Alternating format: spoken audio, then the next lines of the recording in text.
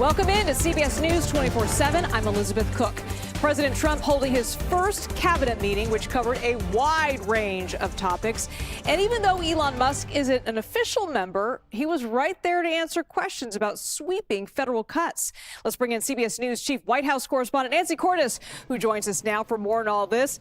A lot of news, to say the least, coming out of this meeting. Nancy, did we get any clarity, though, on the future of federal employees? We sure did, Liz. The president and Elon Musk spent a lot of time talking about the deep cuts that they want to make, the deep cuts they have already made.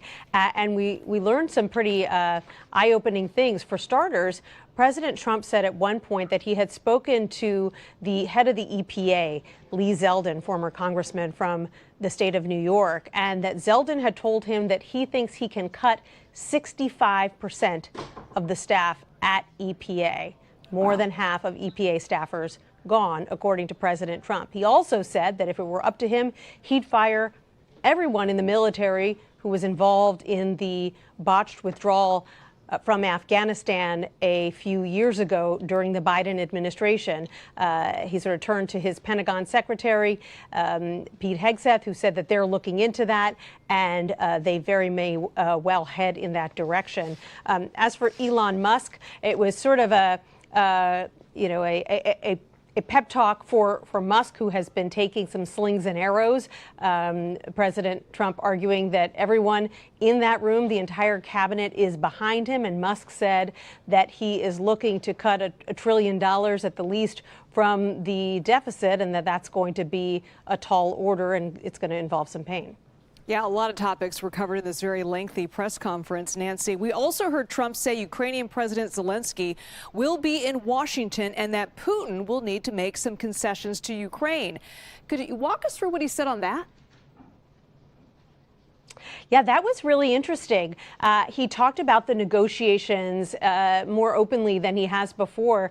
In fact, he said, hey, it may not work out.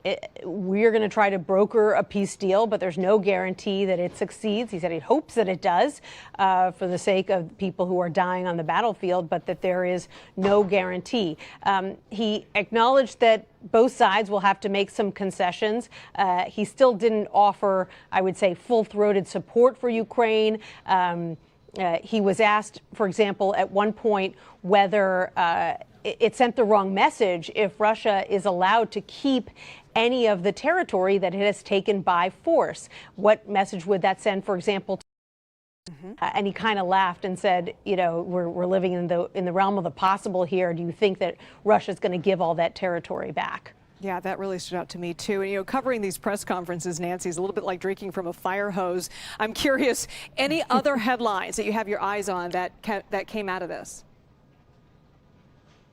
Well, I just thought it was notable that this was a cabinet meeting where the president was sitting with his entire cabinet for the first time. The vice president was there as well. And who's the first person and one of the only people who spoke besides the president and the vice president, but Elon Musk, who is not actually in the cabinet. He is a special advisor to the president. He isn't actually the administrator even of DOGE, but he clearly has a lot of power. And the president essentially elicited a round of applause from the cabinet members who were sitting there for Musk and the work that he is doing. So it is yet another example of the fact that even though many of the individuals you saw there have been confirmed by Congress and have gone through the ringer, it is actually Musk who is first among equals. Yeah, and he answered some questions about those cuts to the federal government, and he even mentioned that he received some death threats. Can you go more into that?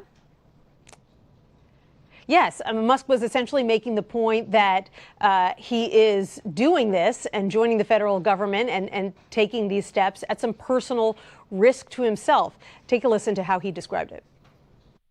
I'm getting a lot of death threats, by the way, and I like to stack them up, But if we don't do this, America will go bankrupt. That's why it has to be done. I'm confident at this point, knock on wood, knock on my wooden head, it's got a lot of wood there, that we can actually find $1 trillion in savings. That would be roughly 15% of the $7 trillion budget. And obviously that can only be done with the support of everyone in this room. And I'd like to thank everyone for your support. Thank you very much. This can only be done with your support. Musk was asked at one point, Liz, about this email that continues to generate controversy that he first issued over the weekend, instructing all federal workers to reply with 5 things they got done last week. He said, the president told him to get more aggressive, so he did.